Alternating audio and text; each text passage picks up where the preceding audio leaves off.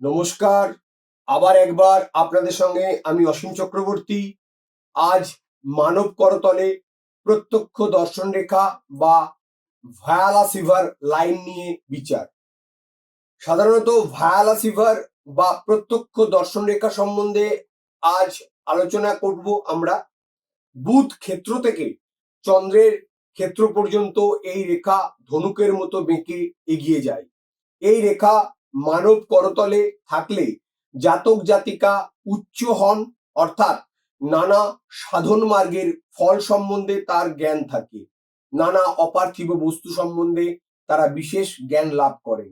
এছাড়াও জাতক জাতিকা বিভিন্ন গুপ্ত বিদ্যায় পারদর্শী হন। খুব মজার ব্যাপার, পুরুষের থেকে নারীদের হাতে এই রেখা বেশি পরিমাণ পরিলক্ষিত হয়, ফলে নারীরা বাকসিদ্ধ হন। তাহলে আসুন আজ চিত্রে আমরা দেখে নিই ভায়ালা সিভার লাইন বা প্রত্যক্ষ দর্শন রেখা।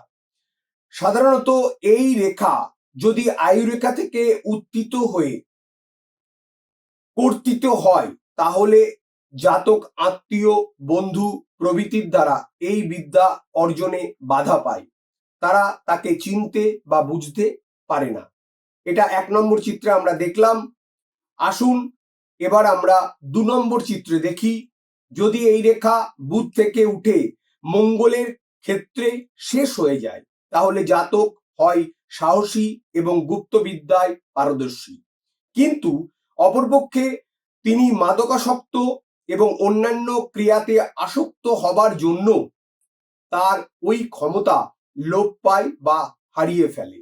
আসুন 3 নম্বর চিত্রে দেখি যে এই রেখা রবির ক্ষেত্র থেকে একই আকারে চন্দ্র পর্যন্ত নেমে আসে তাহলে জাতক হয় উগ্র মেজাজের এবং ক্রোধী স্বভাবের।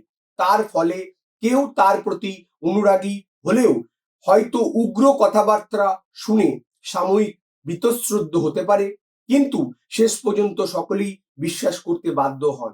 4 নম্বর দৃশ্যে দেখুন যে যদি প্রত্যক্ষ রেখা তরঙ্গায়িত হয় তাহলে জাতক নানা বিদ্যায় গুণী হলেও সে মাথার ব্যথা, স্নায়ুরোগ প্রভৃতির জন্য অতিরিক্ত মাথা খাটানোর ফলে স্নায়বিক রোগে কষ্ট পেতে পারে। আসুন পঞ্চমত চিত্রে দেখি যে এই রেখার উপরে যদি জব চিহ্ন থাকে তাহলে ঘুমন্ত অবস্থায় জাতক বা জাতিকা দৈব আদেশ এবং দৈব অনুগ্রহ লাভ করে। আসুন পঞ্চমত দেখি যে যদি জপ চিহ্ন দুটি হয় তাহলে দুটি জপ চিহ্ন যদি হয় তাহলে জাতক নিদ্রিত অবস্থায় স্বপ্নযোগে নানা মূল্যবান আদেশ পায় এবং নানা মূল্যবান দ্রব্যের ইঙ্গিত পায়, যা সাধারণত মানুষের ক্ষেত্রে আমরা দেখতে পাই না। আসুন ষষ্ঠত আমরা চিত্রে দেখি যদি এই রেখা ভাঙা ভাঙা বা টুকরো হয় তাহলে জাতকের পূর্বজন্মের সুকৃতির ফলে ওই পথে উন্নতি হয়, তবে ওই সংস্কৃতির ফলে এ জন্ম তা হারিয়ে ফেলে। আসুন সপ্তমত আমরা দেখি চিত্রে প্রত্যক্ষ দর্শন রেখার উপরে কাটাকাটি থাকলে, অর্থাৎ যদি কাটাকাটি অবস্থান আমরা দেখতে পাই তাহলে জাতকের মার্গ পথে অনেক বাধা সৃষ্টি হয়।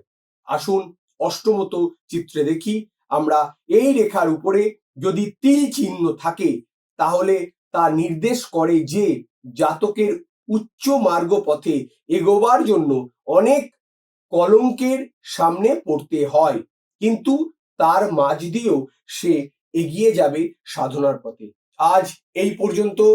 আবার বন্ধুরা আগামী ভিডিওতে বিশদে 9153306727 নম্বরে যোগাযোগ।